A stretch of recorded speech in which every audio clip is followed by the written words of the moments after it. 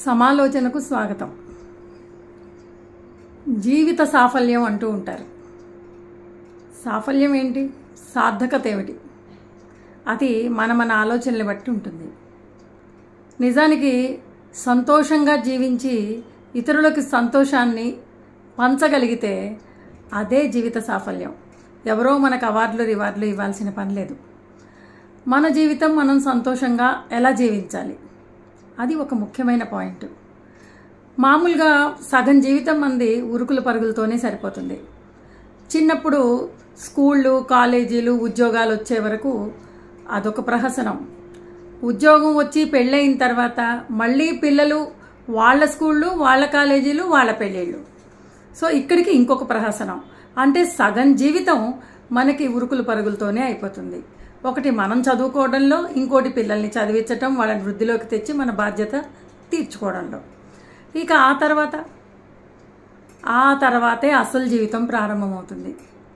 మన కోసం మనం జీవించటం. మీరు అనొచ్చు, అంటే దగ్గర 50-60 ఏళ్ల పాటు మన కోసం మనం జీవించమా అని. జీవిస్తాం, కానీ మన చదువులు, మన ఉద్యోగాలు, మన స్పౌస్, మన పిల్లలు, వీళ్ళ జీవితమే మన జీవితంగా భావించి వాళ్ళ కోసం మనం పాటుపడతాం. నిజంగా మనకి ఏది ఇష్టమో, మనకి ఏది కావాలి, మనకి ఎలా చేస్తే బాగుంటుంది అనేది కొంతమంది కొంత టైం చాకౌట్ చేసుకొని ఈ టైంలో కూడా ఎంజాయ్ చేస్తారు. కానీ చాలామంది అంత టైం పెట్టరు, అంత ఫోకస్ పెట్టరు. అందుకనే నేను అంటున్నాను, రెండవ హాఫ్ ఏదైతే ఉందో ఆ రెండవ హాఫ్ ఒక బిగినింగ్ కావాలి. ఆ టైము మనని మన కోసం వెచ్చించుకోవాలి. మనకి ఏది ఆనందం కలిగిస్తుంది, మనకి ఏది ఇష్టంగా ఉంటుంది, మన వ్యాపకాలలో మనం ఏది అలవర్చుకుని ఏది పట్టుకుంటే మనం ఎక్కువ ఎంజాయ్ చేస్తాం. ఇవన్నీ కూడా మనం మన కోసం జీవించాలి. ఈ జీవించే ప్రక్రియలో పరోపకారార్థం ఇదం శరీరం అన్నారు కదా, మన వల్ల ఇతరులకు ఏమన్నా సహాయం అవుతుందా? మన వాళ్ళు ఏం చేస్తారంటే 50-60 దాటంగానే మేము వృద్ధులమైపోయాం, మా వల్ల ఏం కాదు, మమ్మల్ని చూడండి అని కాలుబారు చెప్తారు. అది కరెక్ట్ కాదు.